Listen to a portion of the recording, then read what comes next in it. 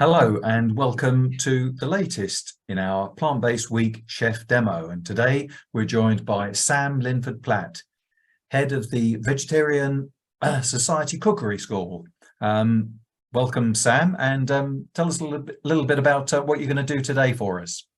Thanks, David. Really nice to be here. Thank you so much for partnering with the Vegetarian Society in your Plant-Based Week.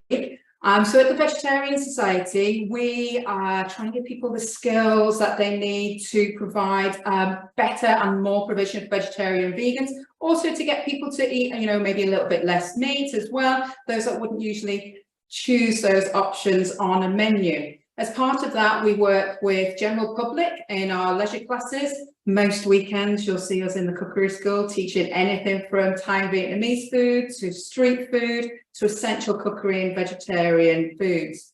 And we also work with lots of public sector groups as well. We're out working with schools, with university caterers, with hospital caterers quite regularly. And so people can come and train with us in our cookery school, which we're soon to relocate to city centre Manchester, or we can go out on site and teach in their own kitchens. As part of that work, we developed 3 terms of recipes that we pass on to schools, local authorities to help them provide that vegetarian and vegan food that we're looking to. And I want to show you one of those today. We're going to cook for you spicy carrot balls with sweet and sour sauce, which I'm going to serve 2 ways. One of them with an extra bonus little sauce for you as well. Okay, sounds good. Thank you. Yeah, it is. Our room already smells of all the lovely spices and ingredients that we're going to put in there. Yeah, you'll have to describe those because we can't smell them. Very much so. It's the only downfall of the zoo that we can't smell the delicious food. So I'm going to start with our sauce because obviously we all need to pay attention to our time and how that works in our kitchens, whether it be domestic or commercial. And how we use that time is incredibly important. So we're going to start off with our sweet and sour sauce, which is a lovely simple sweet and sour sauce. And we've found that people of all ages love this. It's very, very economical and is, it's a little bit of everything for people. So in here, we've just got a pan on a medium heat. I'm doing quite a small amount of this food today. Our recipes are written for 20 or 100 portions, and you can either scale that up or scale that down accordingly. So obviously I've scaled that down a little bit because I don't want to be cooking for 100 people today. It's just me and Nikita in our cookery school. So Nikita sat off to my left. I'm going to come in and just say hello. My pan's warming up. Hello. Nikita's our chef manager at the cookery school. So Nikita, along with some of our other tutors, goes out and delivers a lot of these sessions in-house for people. So she knows these recipes very well too. Lovely. Thanks, Nikita. Okay, so in our pan, first of all, we're just going to have a little bit of oil coming in. We're going to heat that up gently. I'm using just a gas stove today, a little portable one. Whatever you cook on is absolutely fine, kind of, larger pans. And this can very often go straight in, kind of steamer as well. Okay, so into there, I've got some sliced garlic. You can use garlic paste, you can use fresh garlic, whatever works for you, whatever you've got in stock. One of the reasons I like these recipes so much is that they are quite adaptable. Once you've got the skills there, you can adapt the flavors and ingredients that you can get hold of that are already in your dry store. So we're just going to give the garlic a very quick little toast up, release those lovely oils and flavors into our cooking. Okay, that should be good. We don't want it to burn. And then all of our other ingredients go in all at the same time. It's a very time-saving recipe, this. We've got pinned pineapple going in. So if you have fresh pineapple, you can use that also. We've got some canned tomatoes and tomato puree. So we're going to get all of our sweetness from the pineapple today. We're not going to add any sugar into this sauce, so it's nice and healthy and low sugar. I will make all of these recipes available for you, David, as well, and for everybody there watching. Okay, thank you. Stir around. And then we have some soy sauce going in there for our saltiness. So we're not going to add any extra salt in there either. We've got all of those flavors from our soy sauce. And for our sour element, we've got white wine vinegar. Just a splash of that going in. Again, whichever vinegar it is that you have, if you have cider vinegar, red wine vinegar in your cooking already, you can substitute for those too. And then we have water just to give us that extra bit of liquid to make this into a nice sauce. And that's going to go in, and you can see very quickly, because I'm on a little portable stove, it will come up to temperature. So we're just looking for that to come up to boiling. Thanks, Nikita. You can add a little pinch of pepper to that as well if you like. I like that, just an extra bit of seasoning. But you shouldn't need to add any extra salt. Obviously, taste it towards the end when you're done. But once that's up to boiling, we're going to put that aside and we're going to move on to our next dish. I'm just going to push this over a little bit out of our way. Over to the side so we can carry on. You should be able to just about still see that in the corner of your view. Yes, we can. Once that gets up to boiling, I'm going to just turn that down and let it simmer away. It takes about 10 minutes or so. We have got on standby just a little bit of corn flour. Depending on your time, you might need to thicken at the end, so we'll see how that goes.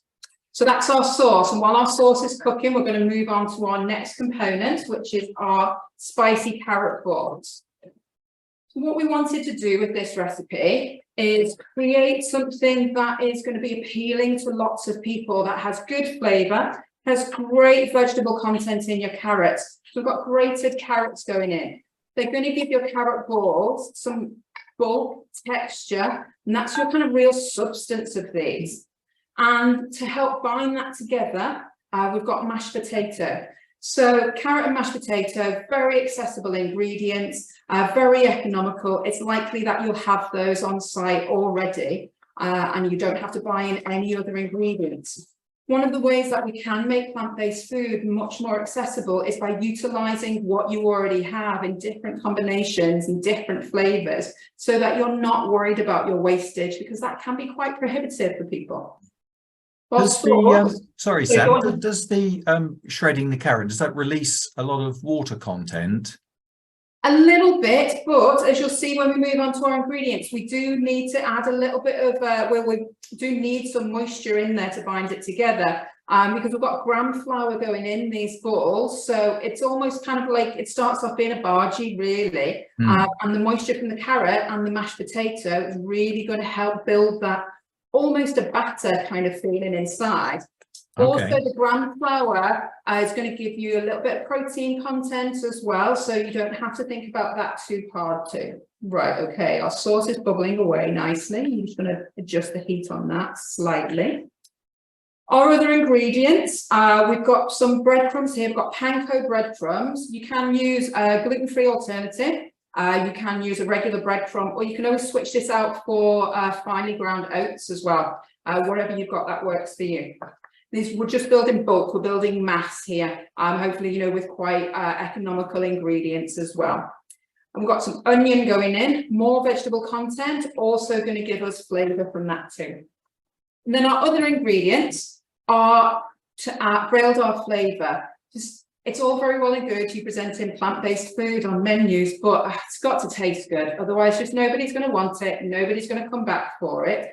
And if you can create a dish that's very, very tasty, you're not limiting your audience to just those who make moral and ethical choices or dietary choices for the plant-based food. They're good for anybody. Once people start to try them, you'll find that really encourages people to order more plant-based food, helps with your wastage, helps with your turnover of that product on the day, all of those things. Okay, so into our carrot balls, we've got some ginger. This is fresh ginger, been grated, so it's got a little bit of moisture in there, but it's very fine. Use a ginger paste if you like as well. We've got some fresh parsley. You could switch that for dried again. We've got a large pinch of chili flakes. If you know that your clientele or your customers are a little bit shy of the spices, you can always dial that back as well. Cumin, good pinch of cumin. So cumin's not going to give us any heat, it's going to give us warmth, it's going to give us earthiness, and it's going to be really lovely with the sweetness that we get naturally from the carrots too. And then we've got a pinch of ground pepper going in. And we've got a couple of generous pinches of salt. Where do you go to get your recipes taste tested then, Sam? So it's a very difficult job, that, David. Obviously, it takes us quite a while to know. So we at the cookery school, when we develop recipes, we'll develop them in-house in the team. And so myself, Nikita, our tutors will develop. And once we get to a point we think it's ready for sharing, then we'll usually share with each other. Or if the rest of the Vegetarian Society are on site, they're working in the offices in finance, in admin, then they have the very difficult job of tasting our recipes for us. It's great to get a little bit of feedback. We'll also adapt as we go out into kind of schools and colleges and hospitals. We always adapt as well. You know, if there's something that works really well for people, then we'll take that feedback, because we see our recipes as a jumping off point more than anything else. You know, we don't want to come along and just teach you a pack of recipes and that away you go. We want to teach you the skills. We want to teach you the skills and, you know, open your heart and mind to plant-based and vegetarian food, and hopefully go on to develop on those recipes and develop your own recipes as well. So this is a really good example of that, because a lot of these ingredients are interchangeable. You can put different vegetables in there, different flavorings. Once you have that skill of actually building these nice little kind of balls that are almost like falafel. So very, very simply, we're going to mix all of this together. One of the elements of the brief in our schools recipes packs that we're using was to keep it simple. Not lots of different directions. You know, we don't want methods that go kind of 2 pages. You know, we want to be able to do it quickly. You know, I'm preaching to the choir here, I know, but time is so important in all areas of catering, and we very much kept that in mind. So we just get all of this together into a bowl, give it a really good mix. I'm going to get my very clean hands in there now too, and give it a really good mix around. And you should be able to feel kind of almost straight away that the gram flour is going to help bind that together with the mashed potato. And you've got a really good texture. You should be able to see the herbs spreading through your mix. It's a good way to tell if you mix it together thoroughly is your little flecks of green and your onion, is that all consistently mixed through? Okay, that's had a really good mix around and a squish. And now we're going to roll them together. I've got carrot hands now, so Nikita's going to bring in my tray for us. This recipe, you can either bake it in the oven if your ovens are on, or you can deep fry it as well. And you're looking to split your mixture into about golf ball sized pieces, so like a falafel. Give them a quick roll. We're going to cook in the oven. And we're just going to space them out slightly. Don't squash them up too much, just a nice gentle roll, palm of your hand, and off you go. So this is a really good job to pass over to if you've got any prep chefs, anything like that in your kitchen, once you've made your mix. So I'm not going to carry on and do the whole bowl for you now. I'm going to pass this along to Nikita. Give my hand. You made this in advance, Sam. Would it keep in the fridge? Yeah, very much so. So you can either make the mix, pop that in the fridge, and it will keep, you know, wherever your guidelines are, 48 hours, and then put the balls together. You can put the balls together, cook them, and then they will regenerate as well. As long as you don't cook them kind of till they're very, very crisp, they will take another reheat. You know, if you steam them and then reheat them either in the fryer or the oven, they work very well that way. Yeah. They keep the moisture too. So it is something you can do in advance, very much so. 1 second while I just wash my hands. It's quite all right.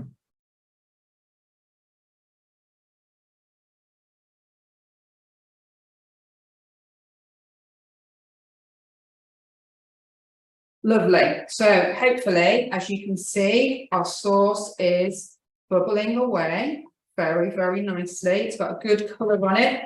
From here, I can smell the sweetness of the pineapples, but just that little bit of a zing from the vinegar as well. So that's everything that we're looking from there. So at the moment, we have our sauce and we have our carrot balls all cooking away nicely. I wanted to show you another sauce to give you options to serve the carrot balls with. This is a white bean and garlic sauce.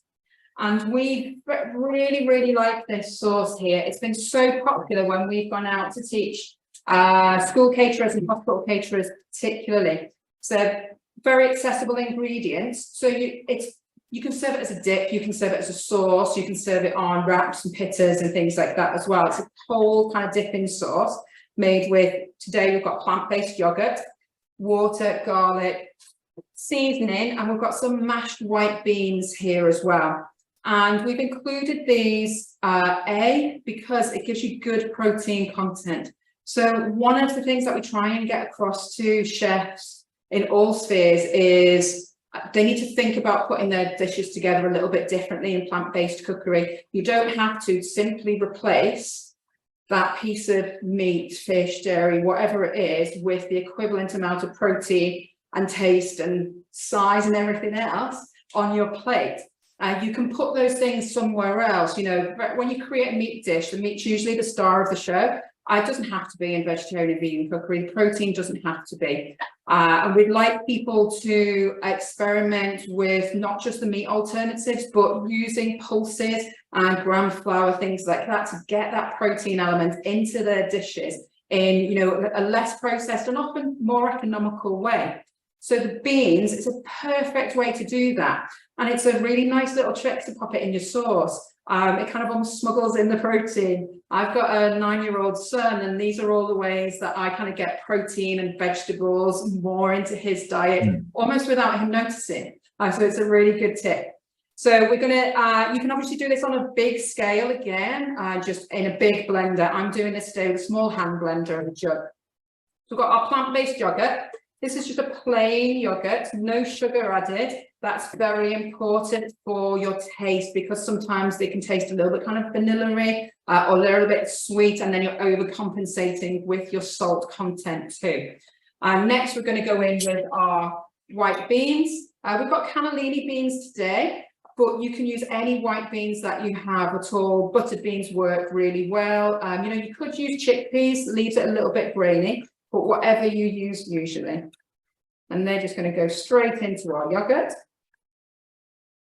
along with garlic. So I'm using garlic paste today, the one that you usually buy kind of in bulk, just because when you're making quite a small amount, and I want to make sure the garlic distributes really nicely through that sauce.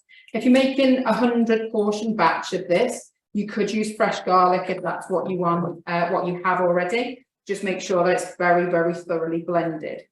And then just to go back to the beans, Sam, yeah. How had you process them? Did you just sort of blitz them? So, excuse me, these are tinned beans, which we've drained. We'll give them a rinse. We've just mashed them with a fork before they go in. That's just to help them along in our food processor or blender. If you're making a really big batch in a very, very big processor, you might not need to do that. You can also do it from dried beans that you've cooked already. Excuse me. We find that just for ease of the time, the tinned beans are, you know, a little bit better for us. Okay, so just a bit of seasoning gone in, a couple of good pinches of salt, and a pinch of pepper. I've got a little jug of water here on hand, just in case we need that. Sometimes, depending on how much liquid's in your beans or how loose the yogurt is, you know, food has a mind of its own sometimes, and you've got to be a little bit adaptable to it. That's why our little jug of water is there. Okay, so I'm going to give these a whiz up in the blender, making sure I don't splatter all over myself.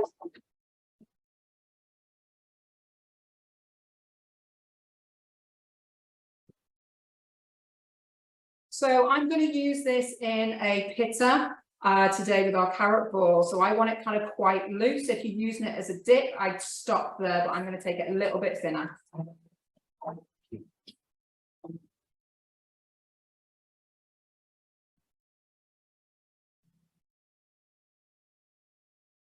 It's a remarkably quiet stick blender you've got there, Sam, I have to say. Sorry? It's a remarkably quiet stick blender you've got there. Yeah, I was just thinking that actually. This is we take this around to demonstrations and shows. That's part of what we do. So just last weekend, we were out at a food festival on one of the chef demo stages, and all of those things are very important, aren't they? When you're in a big kitchen, you've got a stick blender that's this big. I can't take that out and still talk to people. Right, okay, so that's our finished white bean sauce. I'll just show you the consistency of that. So it's a pouring sauce. It's thinner than a mayonnaise because we want to dress a pita bread or a kebab with that today. But as I said, you can take as thick or as thin as you like, just adjust your seasoning at the end. Lovely. So we have our secondary sauce. We have our main sauce still bubbling away. That may need just a little thicker. So Nikita, could you just mix me a tiny spot of corn flour?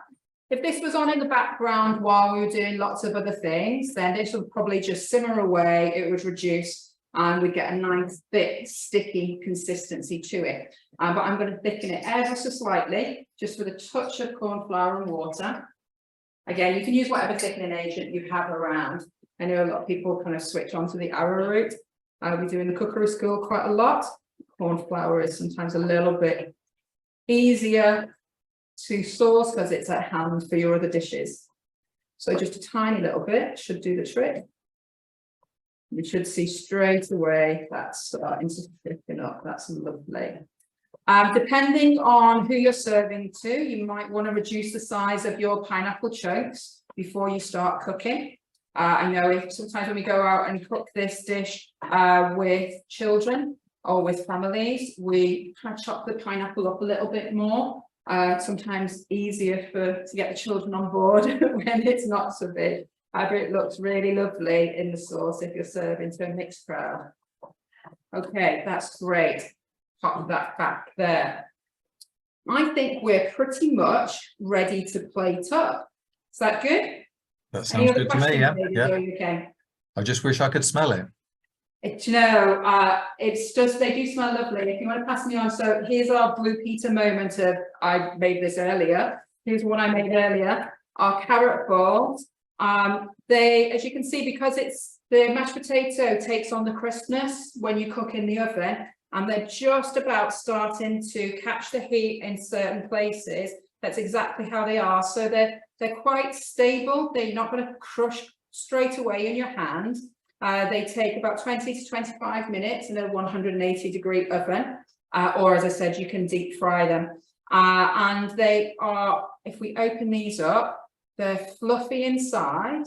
So they're a nice familiar texture to people, and we find this is very easy to get people on board if they've got an element of familiarity. So we're taking these out to hospital caterers over the last few months, and we got all of the staff to try these, and they were so impressed with them because they look almost a bit like a falafel. So like, okay, I understand what that is and what I could do with it. But once they eat it, yes, it's a slightly different combination, but it's got a slight barginess to the inside because of the gram flour, and the mashed potato gives it a really pleasing texture to eat as well. So that's our finished carrot balls. As I said, we made these a little bit earlier, and you can heat those up as you like. And we're going to serve those two ways. So firstly, we're going to serve them with our sweet and sour sauce and a little bit of rice. You want to pass me the rice over, Nikita? That'd be great. Thank you very much. So I know rice is such an easy thing to serve with. It's very accessible. You'll get a lot of different people wanting to eat something with rice, because that's again the familiar element of it for them. So is that just regular long grain rice you're using? Long grain, yeah. I think we've used basmati today for me, Nikita. Yeah, thank you. Just basmati rice. You can use brown rice, whatever you like, really, whatever you have. And this is what I want to get across to people, is that plant-based cooking in any field doesn't have to be complicated. You don't necessarily have to buy in lots and lots of new ingredients. You know, all of these ingredients that we've used today, you probably have already, or they'll at least be on your suppliers list. And we are just putting them together in maybe a way that you've not thought about before, that's all. But if you go through the list of the recipes, particularly these packs that we've created, the list of ingredients is short deliberately, and the method is short deliberately, to create really tasty plant-based food in an easy and quick way. Right, okay, so we're going to go carrot balls. We're going to go on this portion, we're going to go about 4 carrot balls. We'll sit those into our rice and drop a little bit of sauce over the top.